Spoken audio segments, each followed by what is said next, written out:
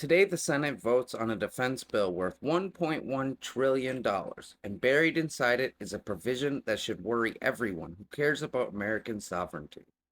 It's called the Futures Act, Section 1217, short for the Framework for Upgraded Technologies, Unified Research, and Enhanced Security Act. And it should have gotten a real debate, but it didn't. It creates a Pentagon office with priority authority to fuse American and Israeli weapons development and supply chains together. This is not a partnership that gets reviewed next year, not a policy that changes when a new president takes office. A structure built specifically so that no future Congress and no future president can easily unwind it. Once your weapon systems depend on another country's supply chain, and once that dependency is written into law this way, walking it back means fighting the defense industrial base itself.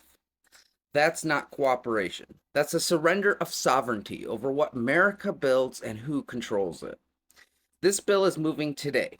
Its companion, the Intelligence Authorization Act, hasn't been scheduled for a floor vote yet, but it's next. That bill would make it harder for any future president to scale back intelligence sharing with Israel, even over human rights concerns, unless he can point to a specifically named national security threat. Human Rights Watch has flagged a related provision on data fusion, meaning American sensors and Israeli sensors feeding into a single targeting picture. When that bill comes up, the demand doesn't change.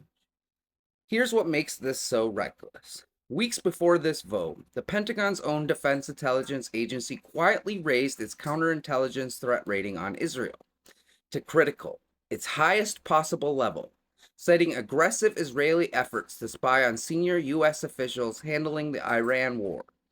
NBC News and the New York Times both confirmed it independently, citing multiple current and former officials. The White House and Israel both deny it. But Congress is voting today to deepen defense ties with the same country the Pentagon's own intelligence arm just quietly flagged as a critical espionage threat.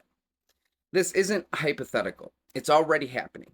In 2023, Senators Van Hollen and Lindsey Graham, a Democrat and a Republican who passed away just this past weekend, revealed that Israel was blocking the United States from sending American-owned Iron Dome batteries to Ukraine. Batteries the U.S. paid for. Israel holds a veto over the technology in its possession, even when it belongs to us. Now, Congress wants to build an entire Pentagon office structured to deepen exactly that kind of dependency. Here's what most people don't know about how this actually gets decided. The House already passed its own version of this provision, and it isn't identical to the Senate's. Two separate committees wrote two separate bills. That means even if the Senate votes yes today, this isn't final.